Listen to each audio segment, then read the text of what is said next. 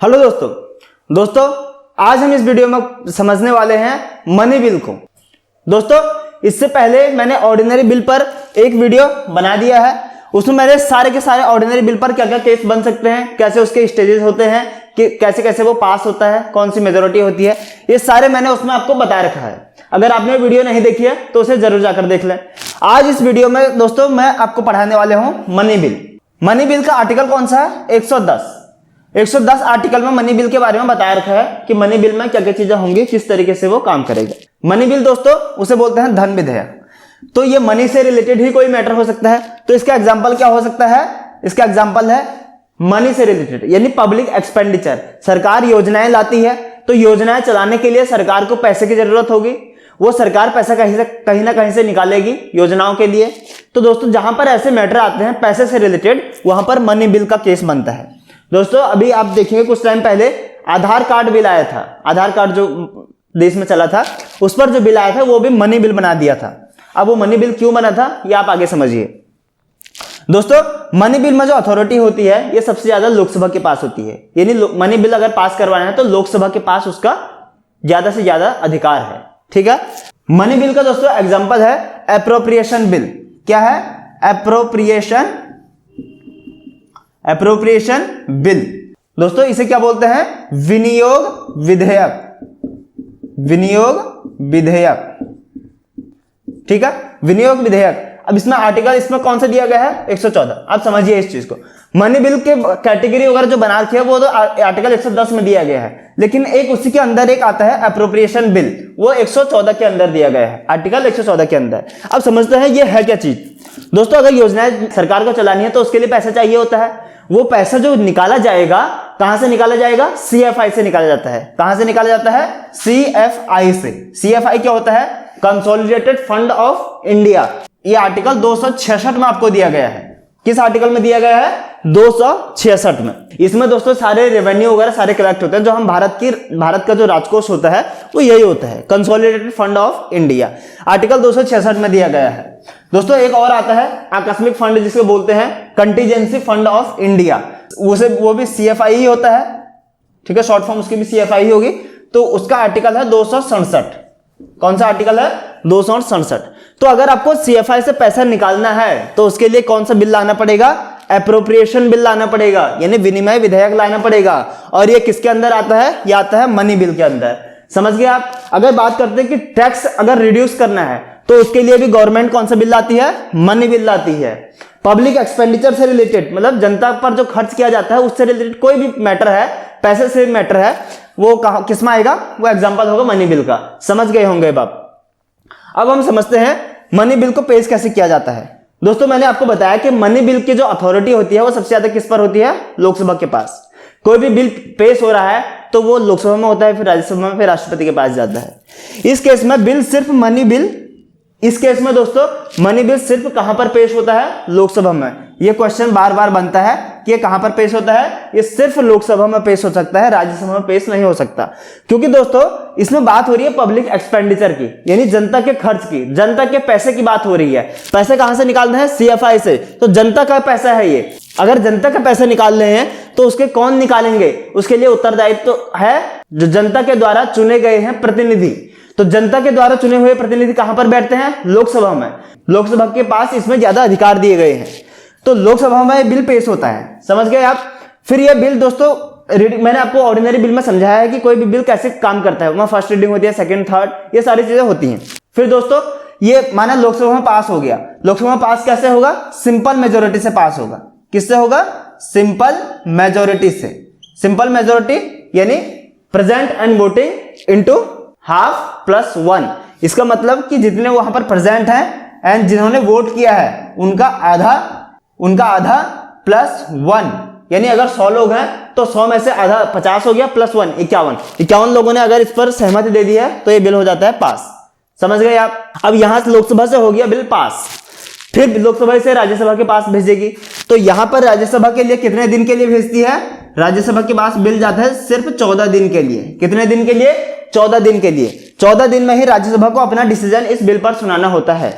अगर राज्यसभा को बिल पसंद आ गया उसे तो वो पास कर लेगी। अगर उसे पसंद नहीं आया, वो कोई अमेंड चाहती है, तो वो लोकसभा को वापस भेज देती है। अगर वो बिल को रिजेक्ट कर देती है तो भी इस बिल पर कोई फर्क नहीं पड़ता है। अब दोस्तों इस केस में ये लोकसभा के ऊपर रहता है कि वो राज्यसभा की बातों को माने या ना माने। माना राज्यसभा ने उसमें अमेंड करने की चाह रखी है, लोकसभा को बोला साहब इसमें अमेंड करो, तो ये लोकसभा के ऊपर है कि वो उस बात को या तो मान सकती है या नहीं मान सकती। बिल पर कोई फर्क नहीं पड़ेगा, लोकसभा चाहे तो उसे तब भी पास कर सकती है। अगर राज्यसभा ने बिल को, मनी बिल को रिजेक्ट कर दिया है, तब भी लोकसभा उसे पास मान लेती है। तो इसमें राज्यसभा का कोई मैटर नहीं होता है, ये आपको समझना है। और कितने दिन तक रहता है राज्यसभा के पास? 14 दिन तक, ज्यादा से ज्यादा ये रह सकता है, इससे ज्यादा नहीं रह सकता। अब दोस्तों एक बात और आती है, अगर लोकसभा में इसे इतना सारा अधिकार दिया गया है, इस बिल पर लोकसभा को ही सबसे ज्यादा अधिकार दिया गया है, तो इसमें इस बिल को, ये मनी बिल है या नहीं है, ये कौन डिसाइड करता है? ये करता है लोकसभा का स्पीकर। कौन करता है? लोकसभा का स्पीकर। तो स्पीकर ऑफ लोकसभा, तो स्पीकर ऑफ लोकसभा इसको डिसाइड करता है कि ये मनी बिल है या नहीं है। तो अगर एक कंडीशन आती है दोस्तों, अगर कोई बिल ऐसा है जो पैसे से रिलेटेड तो है, लेकिन उस बिल में सरकार को लगता है कि ये राज्यसभा में पास नहीं हो सकता, तो सरकार उसमें थोड़ी चालाकी दिखाती है और उस बिल को मनी बिल बना देती है। क्यों? क्योंकि सरकार, जो लोकसभा में जो बैठे हुए हैं वो सरकार के ज्यादा से ज्यादा मेंबर है, स्पीकर भी उन्हीं का है, तो स्पीकर ही तो डिसाइड करेगा ये बिल मनी बिल है या नहीं है। वो इस बिल को ऑर्डिनरी बिल भी बना सकता था, वो इस बिल को मनी बिल भी बना सकता है, लेकिन ध्यान रहे कि अगर पैसे से रिलेटेड बात है तब तो मनी बिल ही होगा। स्पीकर भी कुछ सोच समझ के ही अपना डिसीजन देता है कि ये मनी बिल है या नहीं है। ओके, अब जैसे आधार कार्ड की बात कर लेते हैं। आधार कार्ड पर बिल आया तो उसे इन्होंने मनी बिल बना दिया। अब वो क्यों बनाया ये तो स्पीकर ही जाने साहब, तो उन लोगों ने इसे मनी बिल बना दिया था, आराम से ये बिल पास हो गया था, क्योंकि राज्यसभा का इसमें कोई मैटर होता नहीं है। अब माना दोस्तों पैसे से रिलेटेड कोई बात है, स्पीकर ने उसे मनी बिल नहीं बनाया है, तो यहां से तो पास हो गया बिल सारा। तो अगर ये मनी बिल है तो चेयरमैन क्या करेगा? राज्यसभा का चेयरमैन इसे वापस भेजेगा लोकसभा के स्पीकर के पास कि साहब ये मनी बिल है, तो वो इसे लोकसभा के पास भेज देता है। ओके, बस ये बात आपको समझनी है। जो मैंने आपको चीजें बताई दोस्तों, ये आपको याद रखनी है। अब दोस्तों बात करते हैं कि बिल तो पास हो गया, मतलब लोकसभा में पास हो गया था, राज्यसभा ने जो कुछ अपना डिसीजन दिया उससे कोई मैटर नहीं करता है। 14 दिन बाद वो वापस आ जाता है बिल, फिर वो वहां से तो पास हो गया। अब वो बिल जाएगा राष्ट्रपति के पास। किसके पास जाएगा? राष्ट्रपति के पास। तो राष्ट्रपति उस पर फिर अपना डिसीजन देता है। अब राष्ट्रपति उसमें क्या क्या वीटो लगा सकता है? मैंने आपको बताया कि आर्टिकल 111 के तहत राष्ट्रपति अपनी स्वीकृति उसमें देता है, लेकिन स्वीकृति ऐसा नहीं कि बाध्यकारी है, वो अपनी वीटो पावर उसमें लगा सकता है। अब veto power suspensive veto, pocket veto और एब्सोल्यूट वीटो। तो इस केस में दोस्तों वो सस्पेंसिव वीटो नहीं कर सकता है। समझ गए? क्या करेगा? सस्पेंसिव वीटो नहीं कर सकता है। सस्पेंसिव वीटो का मतलब होता है कि राष्ट्रपति उस बिल को दोबारा से रिकंसिडरेशन के लिए भेज रहा है सदन के पास, तो इस केस में वो नहीं करेगा। इस केस में जो दूसरा जो वीटो पावर है उसका पॉकेट वीटो, वो कर सकता है। पॉकेट वीटो का मतलब होता है कि वो उस बिल को ना वो उस पर डिसीजन दे रहा है, यानी ना एक्सेप्ट कर रहा है ना उसे रिजेक्ट कर रहा है, बस वो उसे ठंडे बस्ते में डाल देता है, अपने पॉकेट में डाल देता है और उस बिल को अनिश्चित काल के लिए उस पर कोई डिसीजन ही नहीं देता है। समझ गए दोस्तों? ये पॉकेट वीटो होता है। तो इस केस में अगर मनी बिल है तो इस केस में वो सस्पेंसिव वीटो नहीं कर सकता है। कौन सा वीटो करेगा? Pocket veto. दोस्तों ये क्वेश्चन आपके लिए बन जाता है कई बार एग्जाम्स में। तो दोस्तों अगर राष्ट्रपति उसे पास कर लेता है तब तो बिल एक्ट बन जाता है। अगर राष्ट्रपति उसे पास नहीं करता है यानी पॉकेट वीटो कर लेता है, तब वो बिल धरा का धरा रह जाता है। समझ गए? अब दोस्तों कंडीशन ये आती है कि अगर मनी बिल फेल हो गया, यानी मनी बिल लोकसभा में ही पास नहीं हो पाया, तो दोस्तों सरकार वहां पर गिर जाती है। सरकार को वहां पर त्यागपत्र देना पड़ता है। सरकार यानी प्रधानमंत्री और कैबिनेट को वहां पर त्यागपत्र देना पड़ता है। किस केस में? अगर लोकसभा में ही बिल क्या हो गया? फेल। ठीक है, तो इसलिए जो मनी बिल होते हैं वो कभी फेल नहीं होते हैं। अब फेल नहीं होने का रीजन क्या है कि लोकसभा में मेजोरिटी तो उन्हीं लोगों की है जो सरकार में है, बिल भी सरकार ही पेश कर रही है, तो इसलिए वो बिल वहां पे आराम से पास हो जाता है। दोस्तों मनी बिल का अगर एग्जांपल लें तो ये किसका एग्जांपल है? पब्लिक बिल का। ये मतलब जो गवर्नमेंट बिल होते हैं, मनी बिल उसी में से एक है। ओके, क्योंकि इसे गवर्नमेंट पेश कर रही है। इसे डिसाइड कौन करेगा?